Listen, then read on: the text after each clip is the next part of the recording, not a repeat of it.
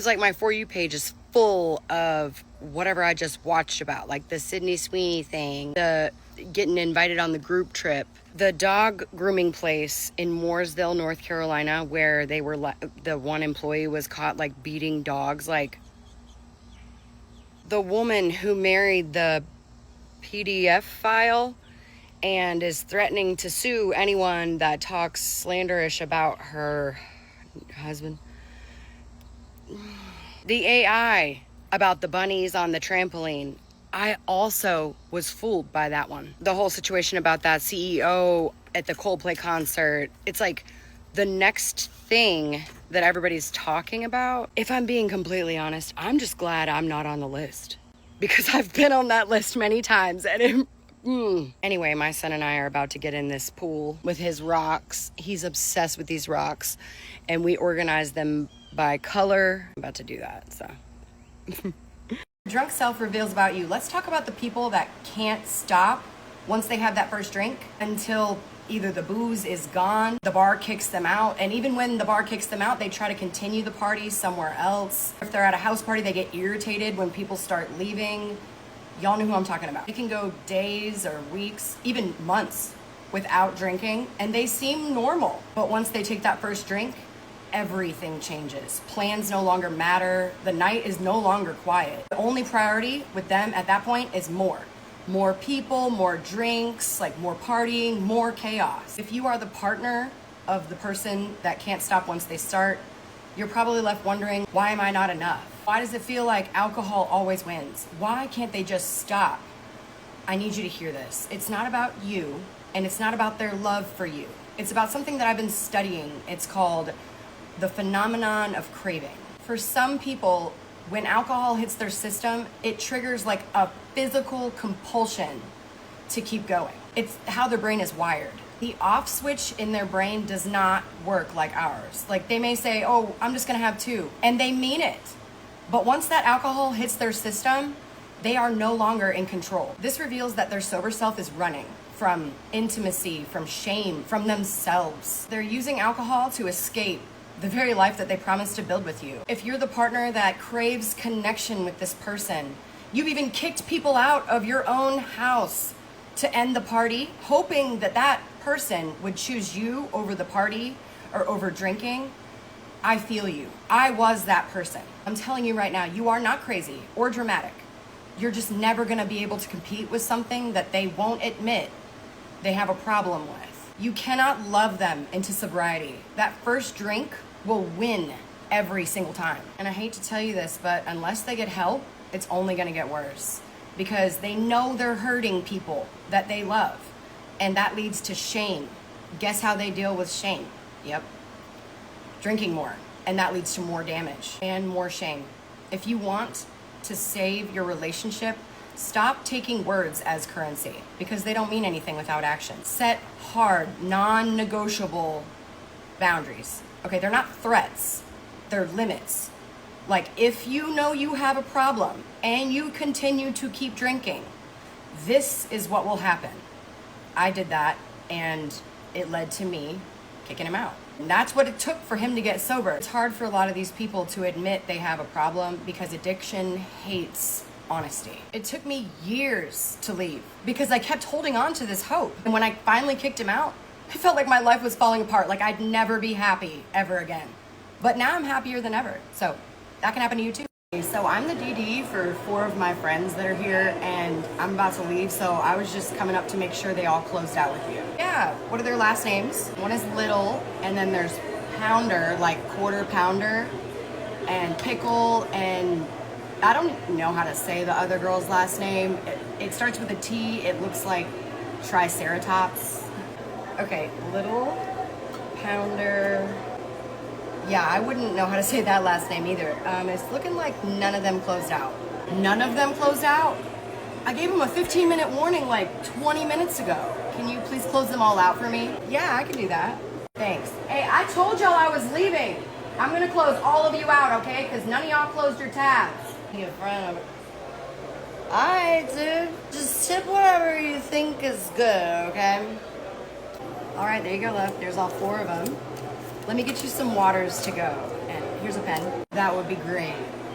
Yeah, I don't feel like doing all this math right now, so you're just gonna get 50% on all of them because my friends are annoying, so.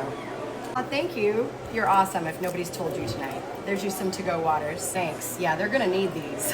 Hey, Triceratops, Little, Pickle, Pounder. Let's wrap it up, finish them off. I got your cards. Let's go. Hold on a second. Why do you keep calling me that? It is not that hard of a last name. It's Trichopstinus. What was I saying? That was great. Thanks for getting them home safe. They've done it for me, but God, getting them in the car is gonna be like getting 4 toddlers to leave a birthday party early. Wish me luck. Post is mostly for my YouTube subscribers, but I am gonna post it on TikTok as well because I know some of y'all follow me on both platforms. I'm gonna open this with you guys. So recently I hit 1 million subscribers on YouTube. I just wanna thank everybody on there because posting on YouTube, I gotta be honest, the only reason that I started doing it was because TikTok was going away. I didn't know what I was gonna do. But then I hit 1 million subscribers like maybe 2 weeks ago. And oh my gosh, I never even dreamed that this would happen to me because YouTube is such a huge platform and it's kind of intimidating, I'm not gonna lie. But look! It is beautiful. I'm so happy. I'm gonna put it up. I think I'm gonna take this down and put it right there. What do you guys think? I think that would look great. It looks so good. Oh my gosh, it is so pretty. I felt like such a small fish in the biggest ocean on YouTube. And it was really intimidating to post on there, at least I feel like. And I'm just, thank you to all of you that have subscribed to my channel, that have watched me over the years. Thank you. These are my top favorite gifts that I've been given in the past year that I use every day, like solely behind this bar. Number 1 is that sign right there. I turn this sign on every day when I do my videos. That sign is from a TikTok friend, Lydia. What else is crazy though is that shortly after that one got delivered to me, Lydia has the address to my house. So it just got sent to my house, but this one got sent to my P.O. box. The exact same sign in the exact same color. I don't know where it came from, but thank you to whoever sent it. Moving on. This deep freezer that I have right here, it used to not pull out. I used to have to like drag it on the floor, and my mom installed these wheels for it. Yeah, I use that every day. That made my life so much easier. She said it was like 20 bucks on Amazon or something. She installed the wheels. The next thing is for Christmas, my boyfriend, he calls me bougie all the time, and I know. I own it though, so it's all right. But these are diamond-shaped ice cubes, and I just love them. I use them like all the time, and I also put them in my fan. The colder the water is in the fan, the colder the air is that it blows. And then these glasses, do you see this glass? It's also from Lydia. She gives such great gifts. I use these all the time as well. The ice melts a lot slower. That's why I like it. Next we have this wine shoe. My boyfriend gave it to me for Christmas. I freaking love it. And then we have this painting that's from a TikTok friend named Lauren. Girl, it is beautiful. You did an amazing job. I look at it every day and I love it. Your drunk self reveals about your life in that moment, part 3. If you're the type that when you get drunk, you black out and nobody knew until the next day and you're like, I don't remember any of that. And they're like, what? You're really good at going through the motions and looking really functional, but underneath it all, you're really emotionally detached. When you drink, your brain keeps moving without recording. And it's not just memory loss.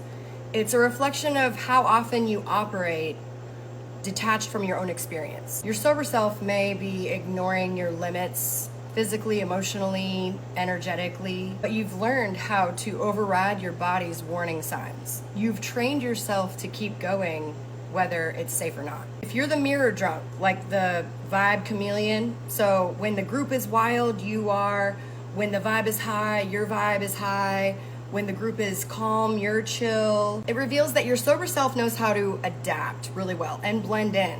You avoid rocking the boat. At your core, you're a people pleaser. You've most likely learned that being liked means being adaptable. If when you get drunk you just start cleaning everything, you are trying to regulate chaos. Your sober self probably spends a lot of time holding everything together, and you likely process emotions through motion. Your sober self doesn't really know how to deal with really heavy emotion, but your body does. So when you drink, your guard is down, and you don't go numb, you lean in by wiping the counters, cleaning the floors, doing the dishes. It's a coping mechanism. Your sober self seeks control when emotions feel unmanageable, and you probably tie in productivity with self-worth. What about the person that only cheats when they're drunk? The alcohol didn't create the desire. So that means that part of you already wanted to cheat. When you drink alcohol, your filter drops. So if the only time that you're loyal is when you're sober, then that was never part of the foundation of that relationship in the first place. For some people, cheating is like a drug. It's not about the person that they're cheating with. It's about escaping who they are. Drunk cheating is usually a mask for insecurities, self-sabotage, or feeling unwanted. Not an excuse though. If when you get drunk you get really generous and all you want to do is buy strangers shots and rounds of drinks and you want to tip the bartender $100, your sober self craves connection through giving. You feel most useful when you're helping or giving to others because deep down you don't always feel worthy of just being. Generosity becomes your way of earning love and avoiding rejection.